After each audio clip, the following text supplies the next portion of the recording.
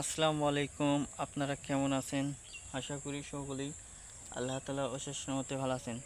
প্রিয় ভাই ও বন্ধুরা, আপনারা স্ক্রিনের মধ্যে যে উদ্ভিদটি দেখতে পারছেন, তো সেই উদ্ভিদটির নাম হচ্ছে শিমুল মূল। তো শিমুল মূল উদ্ভিদটি বন্ধুরা সকলের চেনার কথা। তারপরও যে সমস্ত ভাই ও বন্ধুরা এই উদ্ভিদটি দেখে চেনেন নাই, তা অবশ্যই ভালো করে দেখে নিন, চিনতে পারবেন। তো এখন আপনাদের সাথে এই উদ্ভিদটির সাথে পরিচয় করে দেই। এই উদ্ভিদটির নাম হচ্ছে শিমুল মূল বা তুলা গাছ বলা হয়ে থাকে। আপনাদের অঞ্চলে এই উদ্ভিদটিকে কী নামে ডাকা হয় তা কিন্তু কমেন্টের মাধ্যমে জানিয়ে দিবেন। তো প্রিয় দর্শক, আমি আপনাদেরকে শিমুল মূল সেবন করার জন্য পরামর্শ দেব।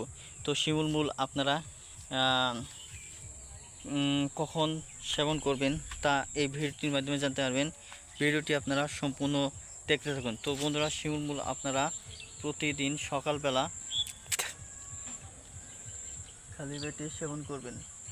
তো অবশ্যই, তো বন্ধুরা, খালি পেটে সেবন করলে উপকার রয়েছে বলে অনেকে বিশ্বাস করে থাকে।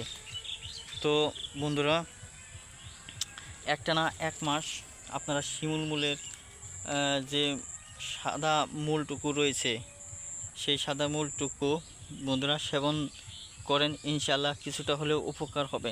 তো তার কারণ হচ্ছে গ্রামগঞ্জের মানুষেরা এই শিমুল মূল গাছটি বেশি পরিমাণে সেবন করে থাকে। তো প্রিয় ভাই ও বন্ধুরা, শিমুল মূল গাছটি সেবন করার পূর্বে অবশ্যই ভালো একজন ডাক্তারের পরামর্শ নিয়ে সেবন করবেন। এবং কি বন্ধুরা,